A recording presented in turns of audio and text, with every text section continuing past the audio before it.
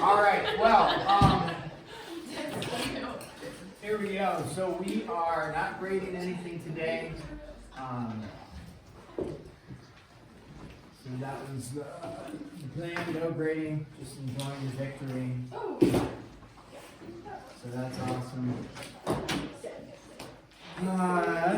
But we will cruise on. We're going to go on to 10-7. 10-7 is problem solving exponential growth and decay. Maybe, I don't think we tapped this in Algebra 1 with the BJU curriculum. Now we do tap it in Algebra 1 a little bit. So this will be at some level possibly new for us. Meaning all it is though is talking about things growing exponentially, and when things grow exponentially we refer to the fact that there's a variable in the exponent. Yeah. Now, and then obviously we can insert numbers into that variable, but it talks about things that grow exponentially. So we have growth and decay. We're going to talk about half-life formulas. So you guys know half-life. I think there may have been a video game that was popular at one time called Half-Life, right?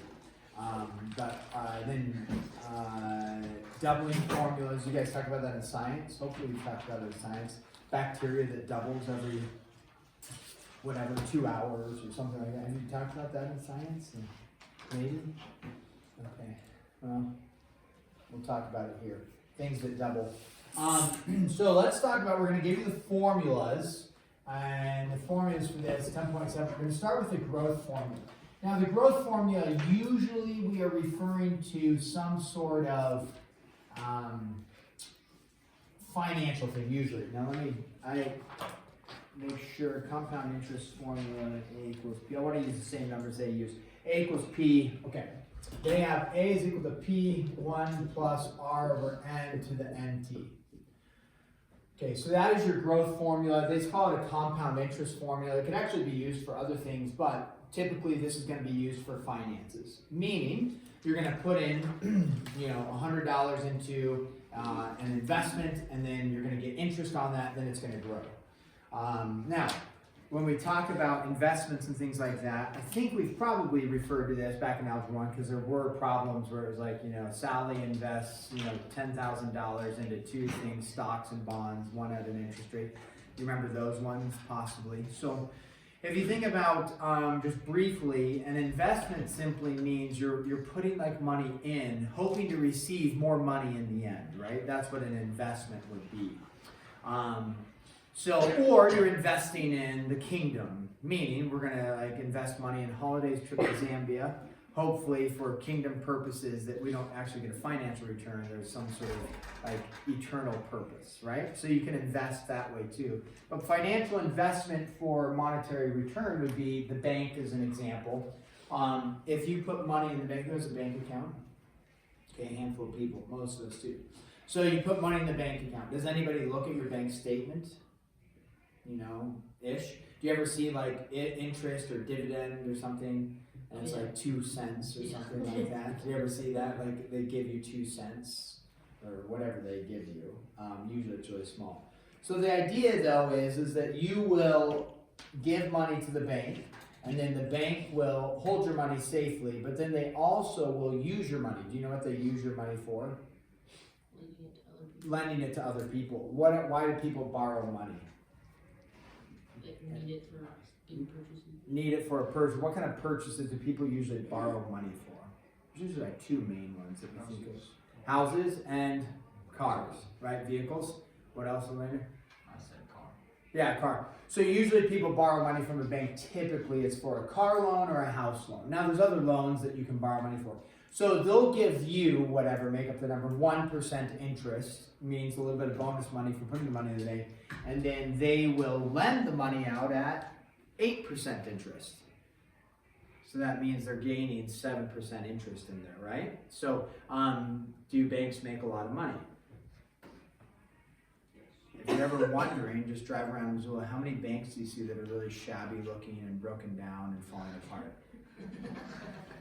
For starters, you wouldn't ever go to that bank, right? I mean, when you see a new building going up, you're like, either it's apartments or a bank. And you're like, it's going to be nice. I mean, so banks make a lot of money doing this. So the thing is that you don't actually want to invest money in a bank. That's not where you invest your money. You invest money in like a stock or the stock market, or there's other types of investment. Gold. Has anybody tracked the price of gold or silver lately? Has anybody heard about that? You know, so you can invest in gold or silver. You know, some people, anybody have some silver, like little silver pieces, you know, 30 shekels of silver. So, people have some silver, some people do, right? And you hold on to that silver. Now, I am actually not like a big, I kind of joke, having like a chunk of silver, which some people do, I don't think is actually a really good investment. And here's why. You're never going to sell it. You're going to hold on to it, you're going to look at it. It has like an eagle on it, or like Trump's face. I see like these silver bars that have Trump's face on it, and you're gonna hold it. And even if the price of silver goes up, which it did, the value of silver went from like, let's say it was $32, I think, and then, you know, I don't know, a couple of years ago, and then it went up to like $110 recently for 1 ounce. This is talking about 1 ounce of silver. And so you can have like a little. So, you know, if your parents gave you an ounce of silver for getting baptized, some people have that, and they're like, hey, it's a special moment, and here's a gift, you know, an ounce of silver for getting baptized, or maybe graduating from 8th grade, because that is important. Milestones in your life. I don't know, you know, an ounce of silver, you get this, and you know, your parents paid $32 for it, and then they gave it to you. And you're holding on to this ounce of silver and you're staring at it. And then the value just recently skyrocketed to $110 per ounce. You could walk down to the gold and silver exchange in town or somewhere and sell this for $110, and would you make a bunch of money? Or even if you had to pay your parents back the $32. So yeah, you make a bunch of money. The thing is you hold that ounce of silver and you're like, you're not going to sell it. So it's typically not actually a great investment if you're trying to make money, because nobody actually wants to sell their hard, you know, the silver, because it's like, well, what are you saving silver and gold for? Yeah, anybody know why people hold on to silver and gold? Yeah, Elaine? Well, what if like paper currency doesn't work? Yeah, paper currency, there's fear. The currency used to be backed by the gold, right? And I don't know if you knew this, and then now we've gone off the gold standard. And so there's this fear that as the economy starts to crumble, the value of the dollar goes up or down. As the economy goes down, the value of the dollar goes which way? Up or down? Down. The value, meaning, like, well, a dollar is still a dollar, right? But we know that's not true, because what you could buy for $1 10 years ago, can you buy now? No. I mean, just look at the prices of goods and services that you enjoy, right? You used to be able to buy a pair of basketball shoes for $80. Now a pair of basketball shoes might be $200, right? Not outside the realm of possibility. And they're not even like the best shoe. You're like, wow, $200. So, you know, if you had $80 10 years ago, you're like, all right, I'm going to hold this until I get to high school and buy my $80 basketball shoes. Well, now you get to high school, your $80 doesn't purchase, it purchases one shoe instead of two. So did the value of the dollar actually go down? Yeah, the value of the dollar went down. So as that goes down, people have this feeling like gold, and they also think, well, if things go real bad, then I'll have gold, and then I could exchange gold, right? I could, for goods and services, I would have gold because the value of the dollar would be worthless, but at least I'd have gold. And then I guess we'd go around and shave off little chunks of gold and hand somebody for a loaf of bread, you know, like back in the olden times. I mean, if things are that bad, I don't know. I don't. I mean, I wish I had gold because it has gone up. It's now worth $5,000 per ounce. So, an ounce of gold. That's substantial.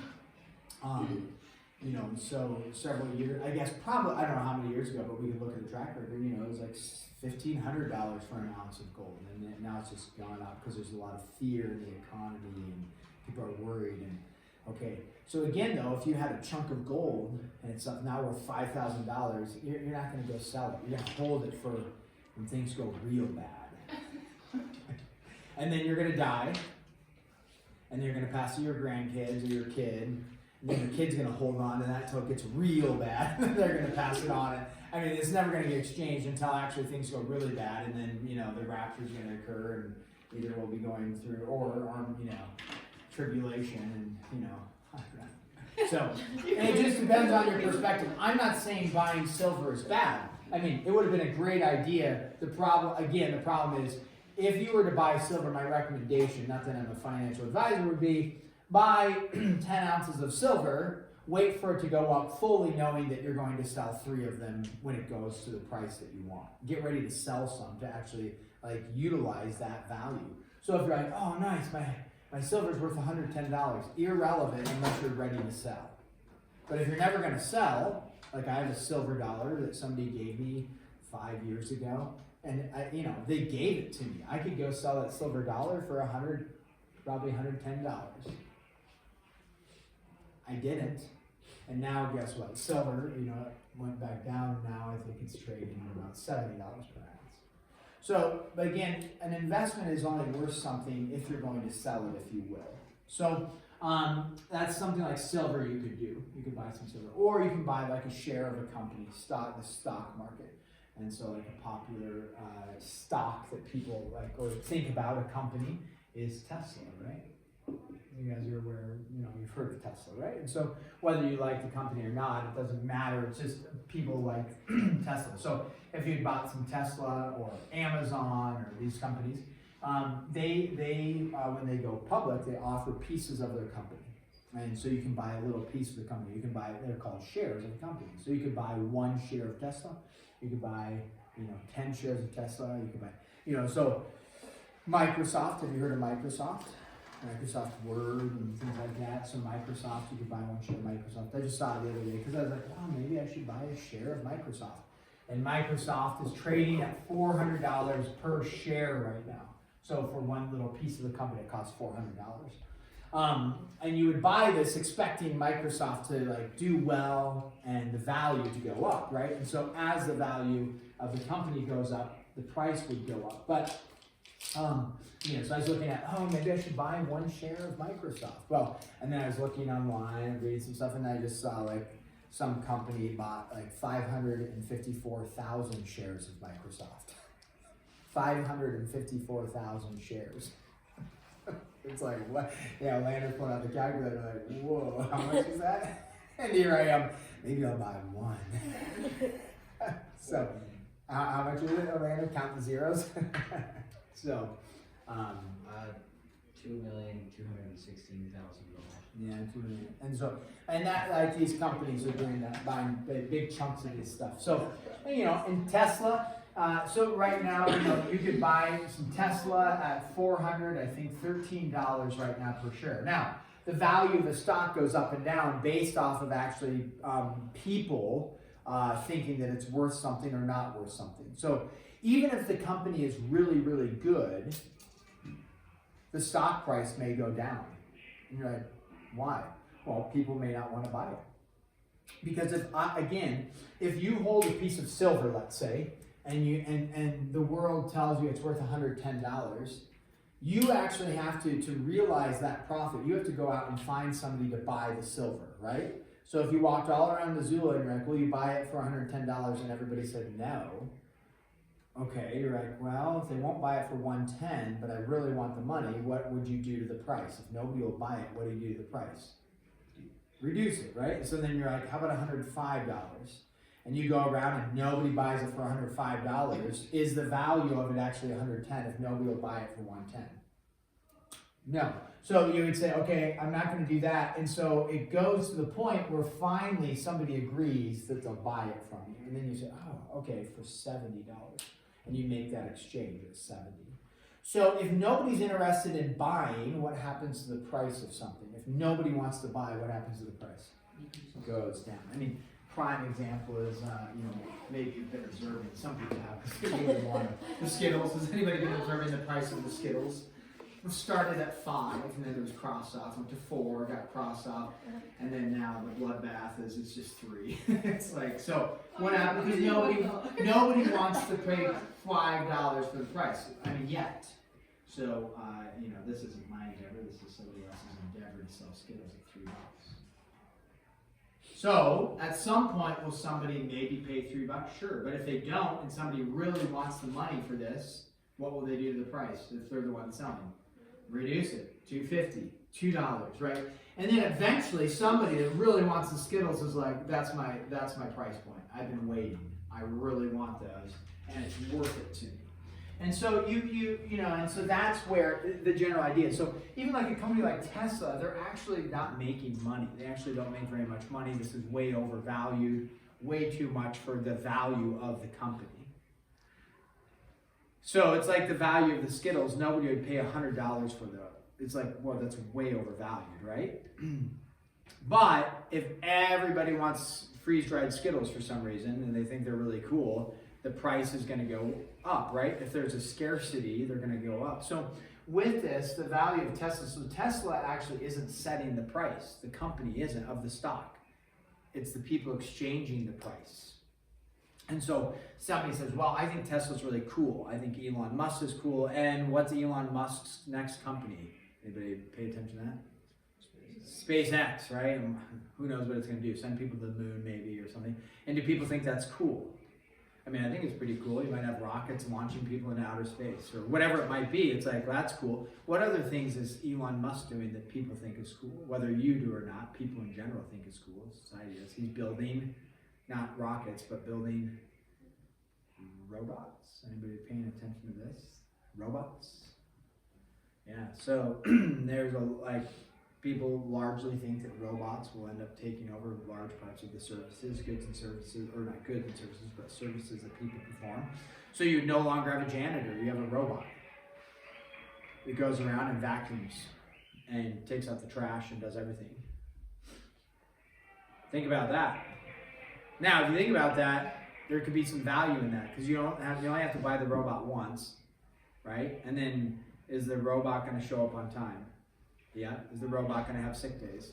Nope. Does the robot need a 401k retirement plan? Nope. Does the robot need health insurance? Nope. And I'm not advocating for robots. I think it's a bad idea in general, but you can see why people would be excited about it. This is awesome. We don't have to pay a cleaning company. We just have 5 robots that stand there, get charged, and then at 10 o'clock at night when the office is empty, they all go, they clean everything, do everything, then they go back to their charging station. And your office is clean every single time. And we only pay for them once. So, things like that could be, beneficial. So Tesla is kind of tied to that. And so the value of Tesla goes up and down, up and down. So you could buy one share at $4.13 and then there's a buying frenzy. If everybody wants to buy Tesla, what's going to happen to the price? It's a bidding war. What happens to the price? The price goes where? Up. And so now the price is, okay, $420. And you say, oh, that's awesome.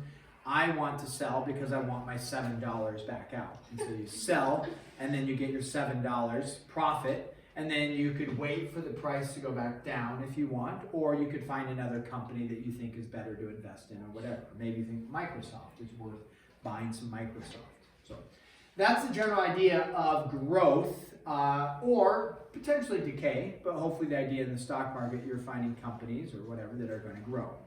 We talk about that a lot in financial math and trying to pick companies and things like that that will be beneficial to you for long-term growth.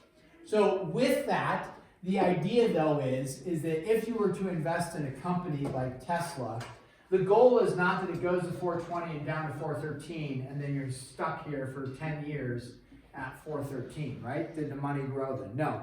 So the idea is that it goes up, it may go down, but then over time it's going to keep going which way? Hopefully. That's the goal, and you may have some plummets. But the goal is that eventually you start at 413 and then as it goes over time, you can track a line and you say, hey, it grew at some sort of percentage. Maybe a 10% on average per year growth, possibly. And so that's what you would aim for. And so you'd say, okay, over time, it was up, it was down, it was up, it was down, but overall, the goal would be is that I picked a company that over time it grew, and then as you go to retire or as you go to do things in life like your investments that you want to cash in on, hey, this is awesome, it grew, and now I'm able to sell. So this is called, the important thing is this is a growth, it's compounding though. Now, compounding is very important. Verse, which I'll show you here, is simple. So simple interest, compound interest versus simple interest. I didn't write interest over there, but compound interest versus simple interest. Okay, simple interest, if you're borrowing money, that's what you want. If you're investing money, it's not what you want. Okay, so let's see, an easy example is, I say easy, hopefully you guys can do the math. Okay, here we go, we can do it. If you have $1,000, pick an easy, like, okay, nice $1,000, nice chunk of money, and you invest it at simple interest, and it's going to be invested at, okay, we're going to pick a number at a, let's do 10%, because hopefully that's easy as well, maybe. So, when we talk about investments and interest in general, it's always referring to 1 year of the interest.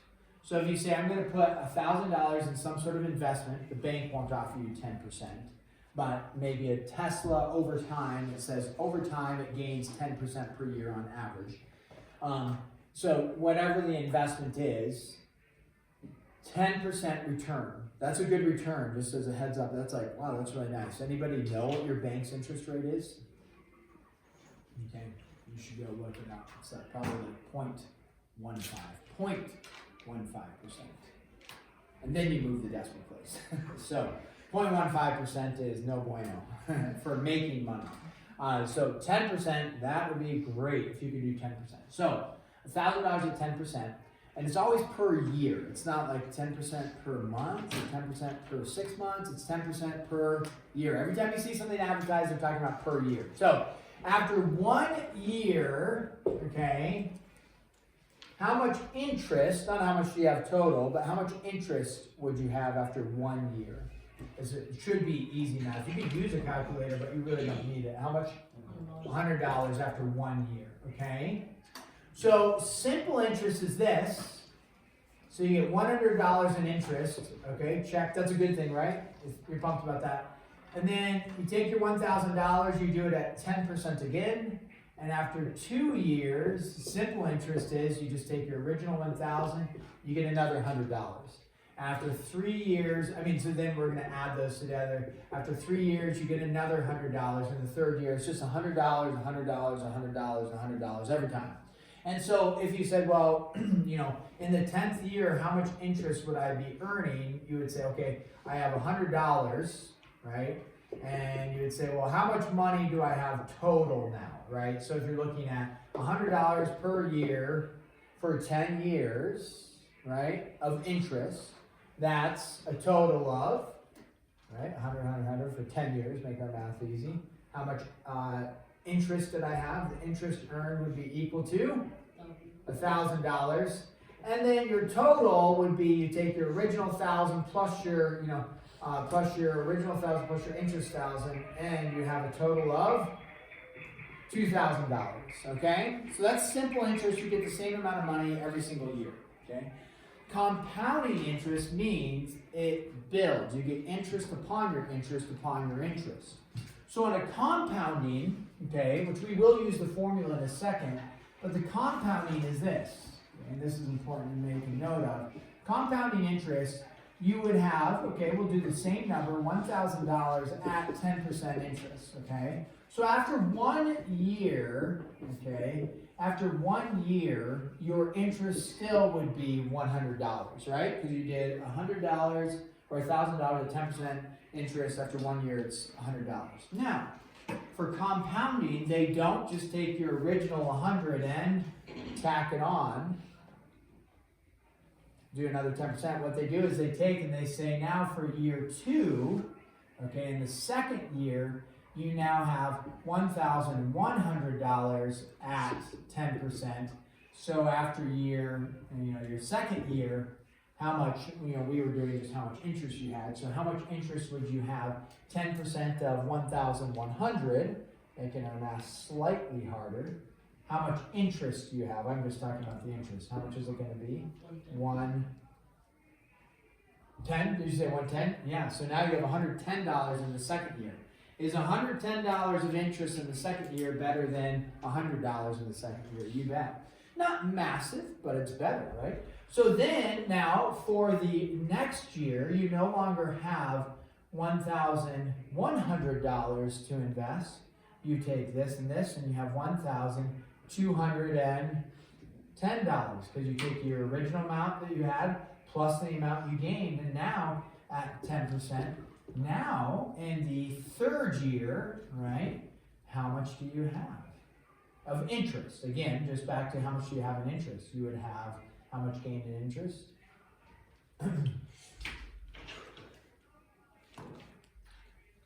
Now it's like, ooh, right, math.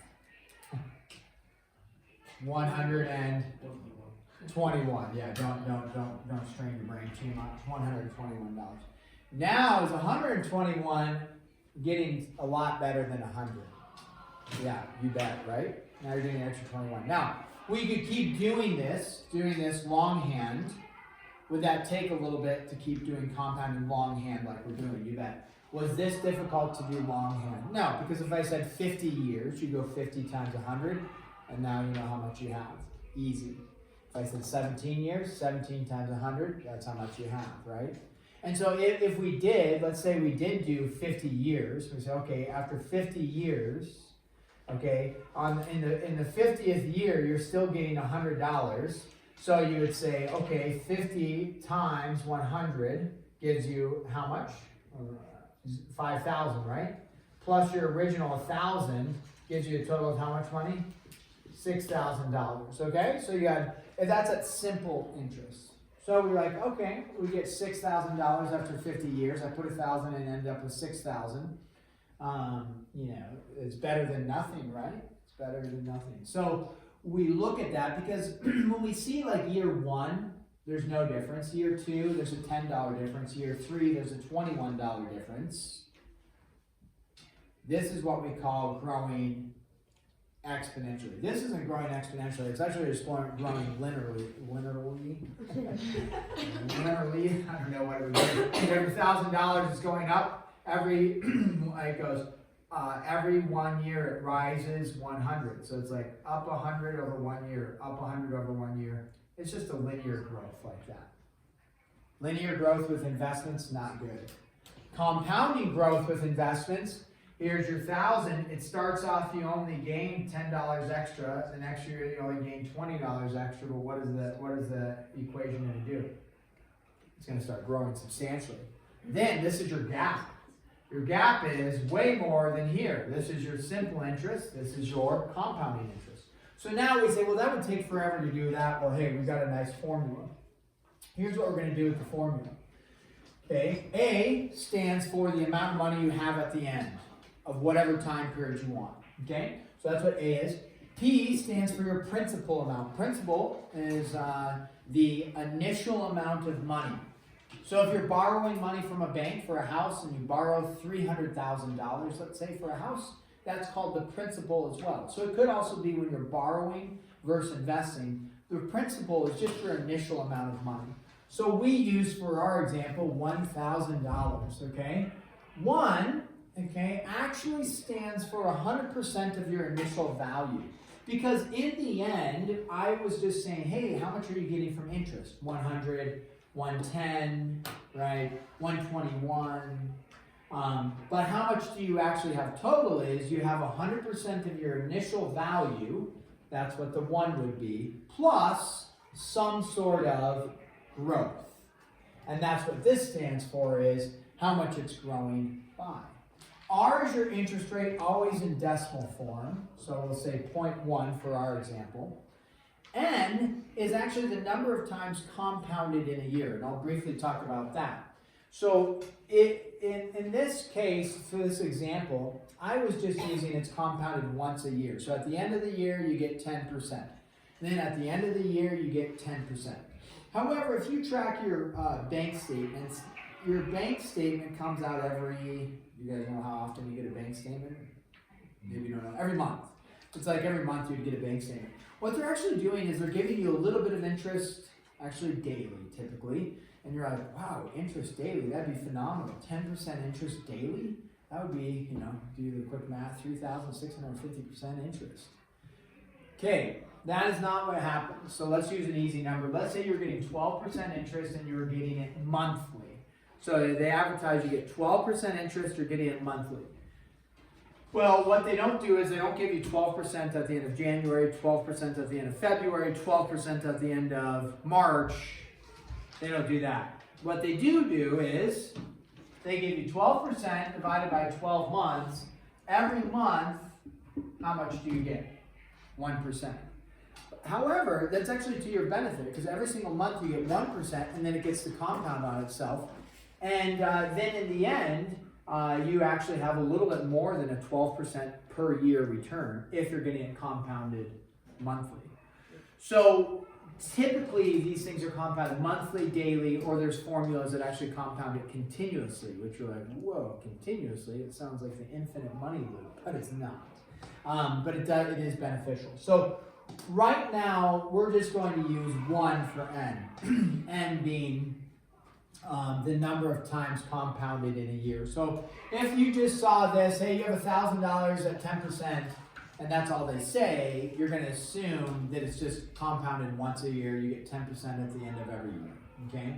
If they tell you monthly, you would put a 12 there. If they tell you quarterly, what would quarter be? How many times in a year if it's quarterly?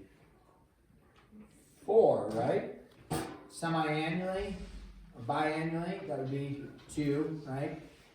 Annually would just be 1. Daily, 365, and that number would go there. Now, the bummer would be you think, well, man, what if I got my interest rate slashed by 12 for monthly?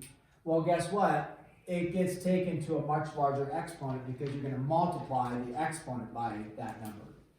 So for our purposes, though, n is just going to be 1 again.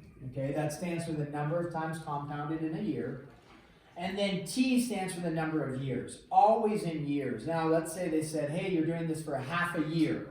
Well, then what would t be? If you're only doing a half a year, t would be 0.5. If you do 2.5 years, it would be 2.5.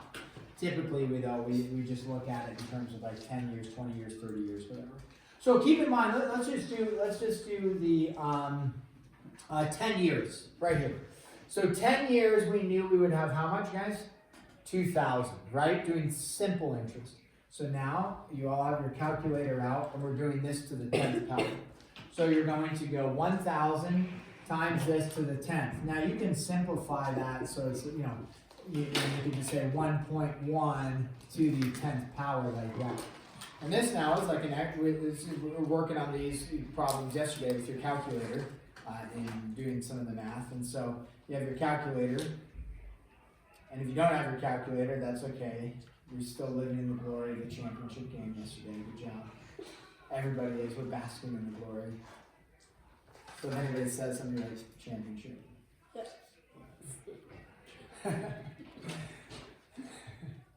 District first game champion. Hey, that's the first time women's basketball has won a district game in 7 years. I know, that's what I'm saying. It was amazing. It was like awesome. So, okay, so we pumped this out. Now, keep in mind, we were showing like, hey, look, you get 10% more on top. You get 10% of this compounding. This is great, right? You're getting $21 more. We do it for 10 years. Compared to 2,000, what do we end up with? There should be more than 2,000. 2,593. 2,500 what? 93. 593. If it was me, I'd be slightly disappointed. Because we were thinking exponential growth. We were thinking compounding. It's getting bigger, bigger, bigger, bigger. It's like, okay, better, right? Which one's better? Which one do you want? 2,500? 2,000. Which one do you want? Easy, right? 2,500. Slightly disappointing. Just because it's not this like massive jump. But let's do this. Let's go for 20 years. Now, keep in mind we're doubling the years of investment. If it was simple interest, we just double the money that you earned. Right? So here though, since it's compounding, we might think it might double. We might say, okay, 2,500, well, 2,600. 2,500 is going to turn into like, 5,000. But remember, it's compounding on itself, so it's going to grow exponentially. It's not growing at a linear rate. And so what do we see for 20 years? 6,727. 6,727. So did it do more than double in the double amount of years? Yeah, you bet. Now you think, okay, after 20 years, have I surpassed my 50-year investment for simple interest? In 20 years, I've surpassed my 50-year investment. That's a big deal, 20 years versus 50 years. So now we take it, we say, okay, A is equal to, let's do it now for our 50 years. And we use 50 years kind of as this like golden number of your retirement age, right? Like you're 16 right now, 17, and you'll be 7 years old or 66 years old, right? And you'll be retiring. Maybe you retire sooner, but like, the government sets the retirement age at 62 or 63 for some of the tax purposes.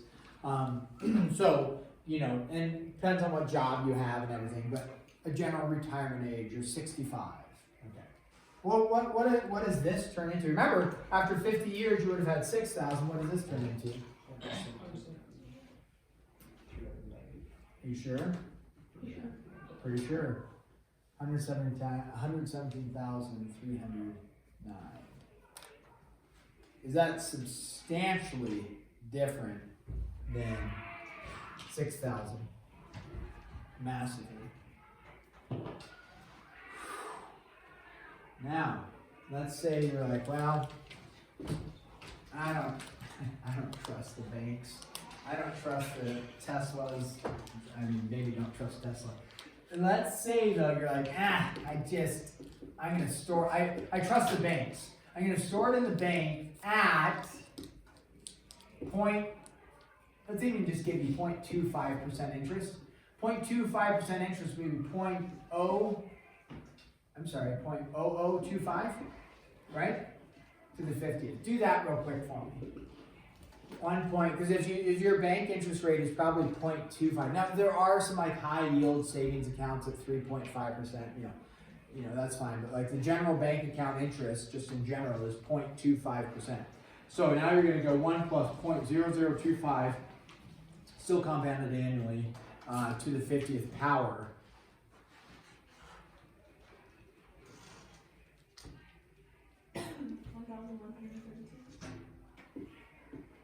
Right, 1,132. It's after 50 years. So is the bank a great place to store your money for investment? No. Your general inflation rate, I mean, it goes up and down, but I think the general inflation rate is like 3%. So goods and services are going up by 3% per year, right? So if you think about that, if you're not making more than 3%, the value of your dollar is actually going which way, up or down? Down, if you're not making more than 3%. So storing money in the bank long term, safe, yes. Financially wise, no. Now, is there risk involved in the stock market? Sure. I showed you Tesla could be up at Tesla a month ago was $500, then it went down to $380. So what if you had bought at 500 and it goes to 380, right? Now, you never lose money unless you actually sell whatever you have, right? Now, sometimes it may be a good idea to sell if the company's going out of business or whatever. Don't hold on to it until it goes to zero. But the idea is that over time, companies will go back up in value in general. So with this isn't like made up numbers. This is real. So you have 117,000. That's not the best one. 117,000. This isn't made up. This is what people do. And then they retire. And then they have, and remember this is like 117,000. But remember, how much did you put in? 1,000. That's it. And then what did it turn into? 117. Now there is an inflation rate that this isn't going to be the same buying power now as it is in 50 years. There is that truth to it. But which one would you rather have, this or would you rather have this? I mean, it should be obvious, right? So it doesn't matter what the buying power is, which one's going to give you way more buying power, right? So even if this isn't worth the same in today's dollars 50 years from now, which is what it won't be, people are always like, well, it won't really be worth that much. Okay, fine. Stick with this, buddy. Do it. It's awesome. You might as well do something with it. Now, people are cynical of the stock market. Okay, great. Buy silver. But make sure you sell the silver at the appropriate time. Buy gold. Wonderful. Buy gold. You pick your investment. Buy some Nikes, right? Some aren't Nikes. Some of them worth a lot of money in the end. You buy certain ones. If that's your game, you want to buy a Nike and then sell a Nike, do that, you know? You want to buy real estate, good, go ahead, buy real estate. Very difficult to do unless you've got a lot of money. But go ahead, buy real estate. Can you go buy a chunk of real estate and invest in that with $1,000? You can buy a blade of grass. Yeah, it's like, all right, I'll buy this 1 foot by 1 foot section of your yard. I'll own that. And you're right, you can't do that. So my point is that as you are now getting to the age of 18, and you will actually be able to do investing at the age of 18 on your own, you could start doing this with, actually it doesn't have to be $1,000, it could be $10. So, but it very easy to invest in the stock market with $1,000 versus buy real estate with $1,000. Impossible to buy real estate with $1,000. Okay, so here, though, let's not do this one. What happens if we compound it monthly? So let's do this real quick and just see the change. It is going to be a change. Let's go with our 10%, but we're going to compound it monthly. And then instead of doing 50 years, it's 50 times 12. So you'll have to set up your equation in your calculator such that you can plug all this in and hit enter. The value will go up because it's compounding 1% every single month, so you're getting that compounded on top of each other a lot. So this will be really valuable here. It's going to be beneficial. Not like it's going to be $2 million beneficial, but it will be much better. And any amount of money more is better. So 1,000 times 1 plus 0.1 divided by 12 to the 50 times 12. And what do we end up with? 45,360. 360? Yeah. There you go. So which one's better? Monthly, right? So if there is an opportunity to figure out, okay, I can do this monthly versus doing it just annually, you definitely do the monthly. And theoretically in the stock market, you're actually getting this compounding stuff going on a daily basis. Again, it can go down, and it will, and then it can go up. Okay, so for Monday, 10-5, right, and 10-6. Monday we'll pick up the pieces of finishing 10-7, and then that will we'll go from there. So make sure 10-5, 10-6 due on Monday, and then we'll finish on 10-7 on Monday.